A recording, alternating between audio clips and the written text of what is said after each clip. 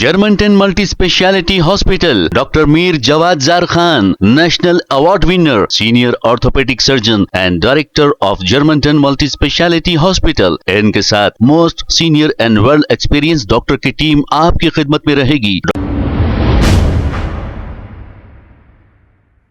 अस्सलाम वालेकुम नाजरीन, 7H न्यूज सच को रखे आपके आगे। वक्फ अमेंडमेंट बिल को लेकर सैयद शाह अहमदुल्लाह हुसैनी ने एक अपना बयान जारी किया। सुनते हैं तफसीलात।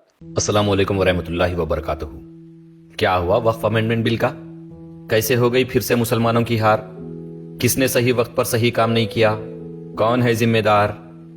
वक्फ बिल में अमेंडमेंट करने के लिए 2014 से यानी 11 साल से कोशिश चल रही थी। बीजेपी हुकूमत ने साफ तौर पर अपने मैनिफेस्टो में लिख दिया था कि हम ये जरूर करेंगे। 2019 में भी बीजेपी ने थोड़े चेंजेस किए थे और उसे भी अपने मैनिफेस्टो में वक्फ अमेंडमेंट के ताल्लुक से खुलकर बता दिए थे। और हमारे पास हमेशा ये हाल रहा कि मुसलमानों के नाम पर क़यादत करने वालों के पास ना कोई मैनिफेस्टो था और ना कोई प्लानिंग और ना कोई इरादा। बस मोदी मोदी के नाम पे विरद करना और गलियों में मजहबी नारे लगा के मुसलमानों के 2-4 सीट जीत लेना। इससे हटके कुछ नहीं रहा। ये वक्फ अमेंडमेंट बिल की कोई छुपी हुई बात नहीं थी और ना ये काम कोई अचानक तौर पे हुआ। बीजेपी अपने इरादों और अवाम के साथ मैनिफेस्टो में किए गए वादों पर डटी रही और 2014 में कही हुई बात 2024 में पूरा कर दी। अगस्त 2024 को लोकसभा में बिल इंट्रोड्यूस हुआ। उसके 5 महीने बाद जनवरी 2025 में जॉइंट पार्लियामेंट्री कमेटी तश्कील दी गई। उसके 3 महीने बाद अप्रैल 2025 में लोकसभा और राज्यसभा में बिल पास हो गया और उसी महीने में प्रेसिडेंट ऑफ इंडिया ने बिल की इजाजत दे दी। कानून बन गया, गजट नोटिफिकेशन आ गया और कानून इंप्लीमेंट भी हो गया। उसके 2 महीने बाद यानी जून 2025 को उम्मीद पोर्टल लॉन्च हुआ और 6 महीने का टाइम दिया गया कि 5 दिसंबर 2025 तक उम्मीद पोर्टल पर अपने अपने वक्फ जायदादों की जानकारी अपलोड कर दो, उम्मीद पोर्टल पर रजिस्ट्रेशन करवा लो। तो ओवरऑल बात यह है कि 11 साल पहले बता दिया गया था और 1.5 साल पहले पूरी कार्रवाई मुकम्मल कर दी गई। सोब हो जाने के बाद मुसलमानों के ठेकेदारों और सियासी उलमाओं ने उठकर वजू किया और मुंह तरफ दारुस्सलाम के पीछे सियासी इमाम के कहकर सफ बना लिए और असदु अकबर कहकर हाथ बांध के पीछे ठहर गए। अब जब कौम के मजहबी रहनुमा, मुफ्ती, उलेमा, आइमा और दीनी मुकर्रिरीन ही जब सियासतदानों को अपना इमाम मानकर उनके पीछे खुद मुख्तदी बन गए तो लाजिम है सियासतदान तो दीन और मुसलमानों के नाम पर सियासत ही करेंगे। वो उनका पेशा है, उनका काम है, वो उनका प्रोफेशन है। मुसलमानों के खिलाफ ऐसे बिल्स आते रहना तो उनके लिए जैकपॉट है। मुसलमानों के खिलाफ पार्लियामेंट्स में ऐसे बिल्स आते रहते और हमारे लोग उसको वहीं पर फाड़ देते। फिर बिल पास होकर सोब हो जाने के बाद कहीं ना कहीं मजहब और मुसलमानों का इस्तेमाल करके गलियों में अपने 2-4 सीट जीतने का इंतजाम कर लेते। बाबरी मस्जिद पर 25 साल तक सियासत किए, ट्रिपल तलाक पर सियासत किए और अब वक्फ अमेंडमेंट बिल पर देख लीजिए क्या हुआ।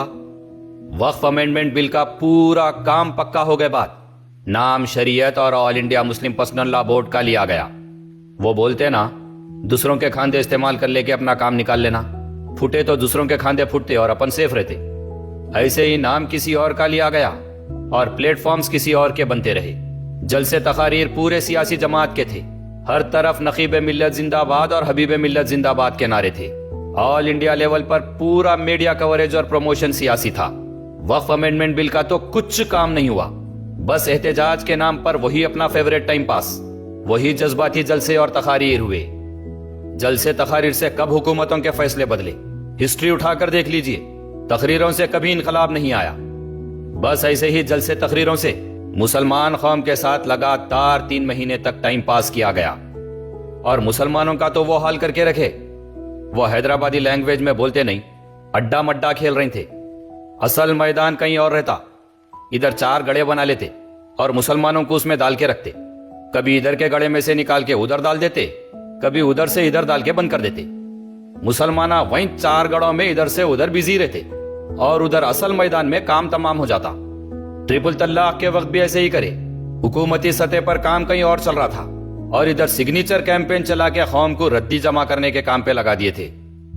اس وقت بھی عجیب عجیب حرکتاں کیے. اتنے قابل لوگ، اتنے دانشور لوگ، اتنے شریعت کے اعلیٰ لوگ، اتنے سیاسی اعلیٰ لوگ، اور یہ حرکتیں دیکھ کے میرے جیسے ایک عام انسان کو بہت بڑا تعجب ہوا کہ آخر کرنا کیا ہے اور یہ لوگ کیا کر رہے ہیں. ہر جمعہ میں مسجد کے نمازیوں کو پکڑ کے کالے چندیا بن دیے. نمازیاں نماز پڑھ کے نکلتے ہی ان کو لائن بنا کے کھڑا کر دیے. گلیوں میں چیخا مار لیے. بتی گل بول کے گھروں اور دکانوں کی لائٹ بند کر لیے.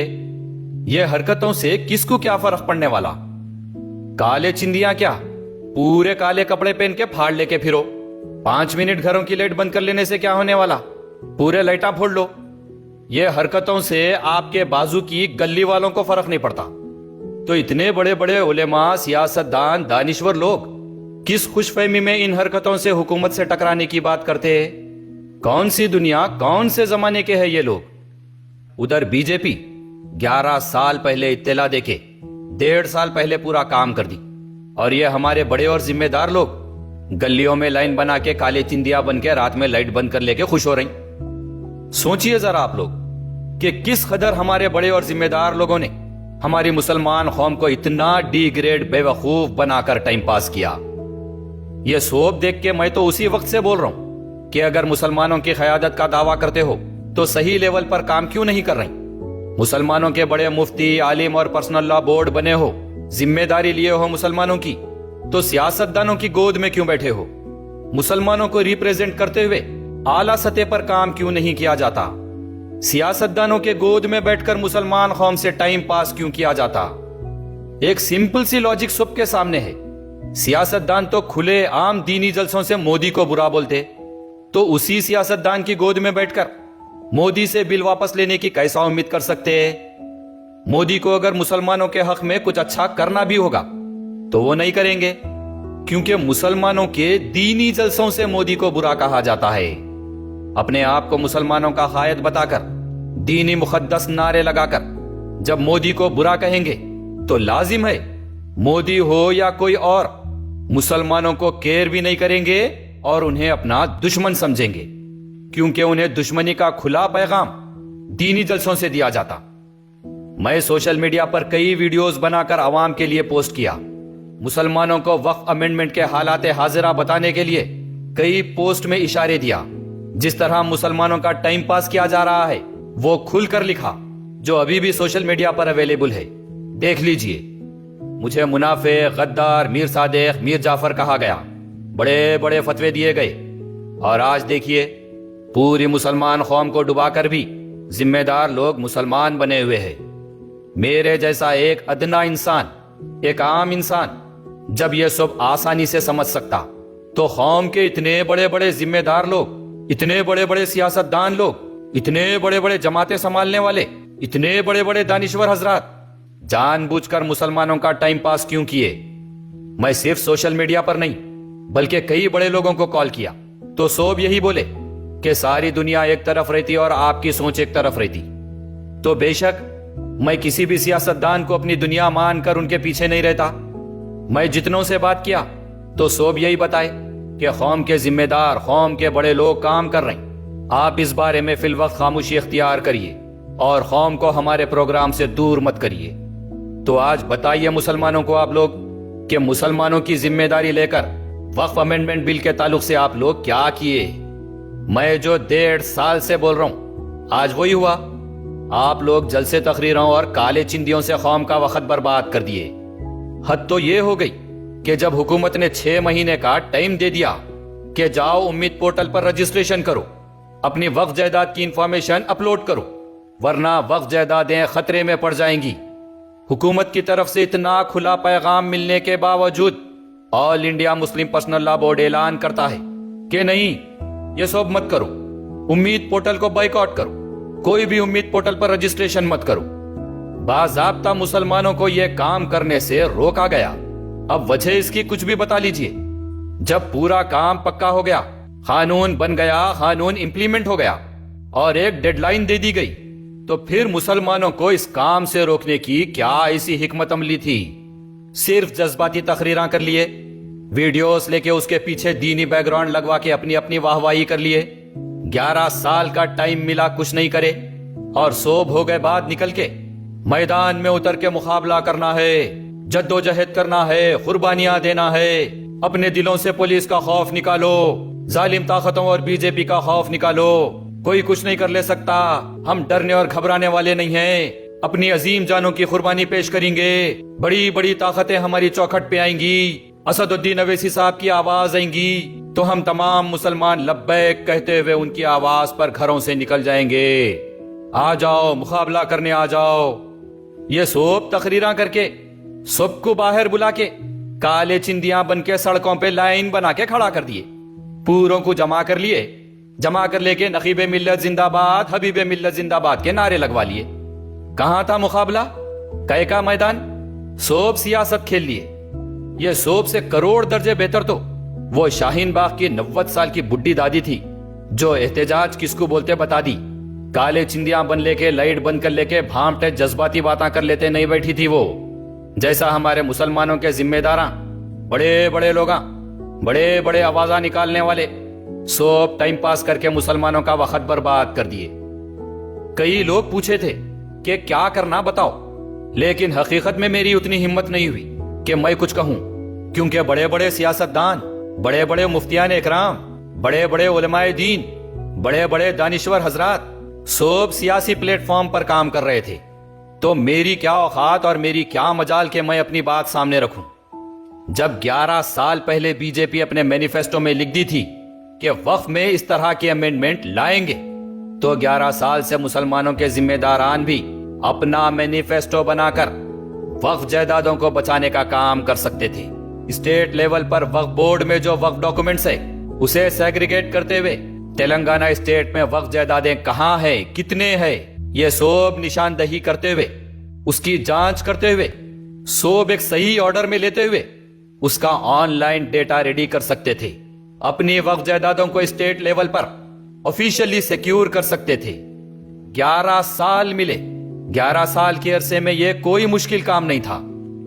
हमारे आली जनाब नकीबे मिल्लत असदुद्दीन अवैसी साहब क़िबला को इतनी नॉलेज है, वो कॉन्स्टिट्यूशन जानते, शरीयत जानते, वक्फ क्या है जानते, अमेंडमेंट्स क्या हो रही जानते, तकरीरा करके अवाम को अपनी नॉलेज बताते, मीडिया में बैठकर एंकर्स को समझाते, उलेमाओं को समझाते, डिबेट करते, और जब खुद बैरिस्टर है तो सुप्रीम कोर्ट में बेहतर तरीके से खुद केस लड़ सकते थे, जजेस के सामने अपनी नॉलेज बता सकते थे। असद साहब खुद बोलते कि उनकी जबान का दुनिया में कोई मुकाबला नहीं कर सकते, और फिर हर तरफ मुसलमानों की बात करते, शरीयत की बात करते, तो खुद केस लड़कर सुप्रीम कोर्ट के जजेस के सामने अपनी नॉलेज और जबान का पावर बता सकते थे। असल मैदान तो वहां है। पब्लिक सुनकर क्या करेगी? पार्लियामेंट में पेपर्स फाड़ने से क्या होगा? मैदान छोड़कर सब काम हो जाने के बाद सिर्फ अवाम में जलसे तकरीरा और मीडिया डिबेट्स कर लेने से मुसलमानों का क्या होगा? बस दुनिया को यही मालूम होगा कि आप मुसलमानों के वास्ते आवाज उठाते, पार्लियामेंट में पेपर फाड़ते। उससे हटकर क्या? मुसलमानों को आवाज की जरूरत नहीं है, फटे हुए पेपरों के रद्दी की जरूरत नहीं है, मुसलमानों को भाषण सुन के कुछ करना नहीं है, टीवी पे डिबेट सुन के कुछ करना नहीं है। क्या करेंगे मुसलमान सिवाय काले चिंदियां बन के फिरने के? मुसलमानों को काम करने वालों की जरूरत है। जब 2024 में वक्फ अमेंडमेंट बिल पेश करने की तैयारियां शुरू हुई तो ऑल इंडिया लेवल से मुस्लिम डेलीगेशन उठकर यहां मुस्लिम पर्सनल लॉ बोर्ड की एक टीम प्राइम मिनिस्टर से और सेंट्रल माइनॉरिटी मिनिस्टर से जाके बात कर सकते थे। वहां जाकर सारे मुसलमानों को रिप्रेजेंट कर सकते थे। अमेंडमेंट बिल ड्राफ्ट होकर पार्लियामेंट में लाने से पहले आला सतह पर बैठकर बात कर सकते थे। अपने असदुद्दीन अवैसी साहब तो सेंट्रल माइनॉरिटी मिनिस्टर के बहुत करीब है, डेली बात होते रहती, अमित शाह से फोन पर बात होती, पाकिस्तान को दूल्हे भाई है बोल के बताने सोब के साथ मिलके जा सकते। तो भारत देश के मुसलमानों के लिए उसी लेवल पर उन सब से बात क्यों नहीं कर सकते? जब अपनी रियासत में बनने वाले हर सीएम को बुरा बोल के, हर सीएम की बेइज्जती करके, फिर वो सीएम बनने के बाद उनसे जाके दोस्ती यारी कर सकते, तो फिर भारत देश के मुसलमानों के लिए प्राइम मिनिस्टर से मिलकर काम क्यों नहीं कर सकते? मुसलमानों के लिए नेशनल लेवल की और स्टेट लेवल की पॉलिसी में इतना फर्क क्यों? यहां पर मैं साफ तौर पे बता दूं कि मुसलमानों की हर मामले में हार क्यों हो रही? क्योंकि हर वक्त दीनी जलसों से मोदी मोदी कहकर मुसलमानों के जहनों में प्राइम मिनिस्टर ऑफ इंडिया की नेगेटिविटी बिठा दी गई। जबकि यह मुल्क हमारा है, इंडिया हमारा है, तो इंडिया के प्राइम मिनिस्टर कोई भी हो वो भी हमारा है। We must respect the chair of prime minister. Prime minister कोई भी हो वहां तक मुसलमानों का रिप्रेजेंटेशन होना लाजिम है। लेकिन आप लोग गौर कर लीजिए कि जलसे और तकरीरों के जरिए से मुसलमानों के जहन इस तरीके से पलट दिए जाते कि प्राइम मिनिस्टर बोले तो मुसलमान अपोजिशन समझते। मुसलमानों को जानबूझकर सेंट्रल मिनिस्ट्री से, होम मिनिस्ट्री से और प्राइम मिनिस्टर ऑफ इंडिया से मुसलमानों को कट करके रखा गया है। दीनी जलसे तकरीरों से मुसलमानों के सामने मोदी को बुरा कहने वाले खुद जाके मिल लेते हैं, लेकिन किसी मुसलमान को मिलने नहीं देते। और अगर जो मुसलमान प्राइम मिनिस्टर से मिले उन्हें गद्दारे नबी, गद्दारे मिल्लत, मीर सादेक, मीर जाफर और यजीद कहकर मुसलमानों में उनको जलील किया जाता है और खुद मिलकर ईमान वाले बने रहते। बहरहाल हमेशा की तरह मुसलमानों से टाइम पास करते हुए वक्फ अमेंडमेंट बिल और उम्मीद पोर्टल का वक्त गुजार दिया गया। फिर सुप्रीम कोर्ट में जाकर दरखास्त दिए कि उम्मीद पोर्टल की डेट बढ़ाई जाए, हम रजिस्ट्रेशन करने तैयार है। तो सुप्रीम कोर्ट ने भी डेट बढ़ाने से इनकार कर दिया। हमारे लोग जो मुसलमानों के बड़े जिम्मेदार बनकर 1.5 साल से जो उगल रहे थे वो आज खुद निगलने तैयार है, लेकिन टाइम नहीं है। मैं तो कहूंगा कि अभी भी मौका है। मुसलमानों की तरफ से एक वफ्द, एक टीम जाकर सेंट्रल माइनॉरिटी मिनिस्टर से मिले, प्राइम मिनिस्टर ऑफ इंडिया से मिले और उनको जताएं कि we are the citizens of India and you are our prime minister and we respect the chair and position of prime minister. और उन्हें बताएं कि हम किसी सियासी इमाम के ताबे नहीं हैं। भारत देश का मुसलमान किसी सियासी पार्टी का मोहताज नहीं है। सेंट्रल गवर्नमेंट में मुसलमानों का सही रिप्रेजेंटेशन देते हुए माइनॉरिटी मिनिस्टर को बताएं, होम मिनिस्टर को बताएं, प्राइम मिनिस्टर ऑफ इंडिया को बताएं कि हम भारत देश के मुसलमानों की और उनके वक्फ जायदादों की फिक्र में आए हैं। और अपनी बात उनके सामने रखते हुए उम्मीद पोर्टल की डेट आगे बढ़ाने उनसे रिक्वेस्ट करें। और मुझे पूरी उम्मीद है इंशाल्लाह डेट जरूर आगे बढ़ेगी। लेकिन खुशफहमी में ना रहें, अभी जितना भी टाइम है उसे गनीमत समझकर उम्मीद पोर्टल पर जल्द से जल्द अपनी वक्फ जायदादों का रजिस्ट्रेशन करवा लें। Germantown multi speciality hospital, doctor Mir Jawad Zar Khan, national award winner, senior orthopaedic surgeon and director of Germantown multi speciality hospital. इनके साथ most senior and well experience doctor की टीम आपकी खिदमत में रहेगी। Doctor Wasif Azam, doctor Bharvi Chandori, senior cardiologist और दीगर स्पेशलिस्ट डॉक्टर की टीम खिदमत अंजाम दे रही है। Robotic surgery, advance cath lab, MRI, operation theatre, ICU, 2D ultrasound and pathological laboratory की 24 घंटे इमरजेंसी सर्विस के साथ अपने तमाम अमराज का मुकम्मल इलाज करवाइए। Germanten multi speciality hospital, opposite to pillar number 150, Attapur, Hyderabad. खबर है शहर की, खबर है गाँव की, खबर है सारी दुनिया की। 7H न्यूज पसंद आए तो लाइक कीजिए, शेयर कीजिए और सब्सक्राइब करना ना भूलें। 7H news.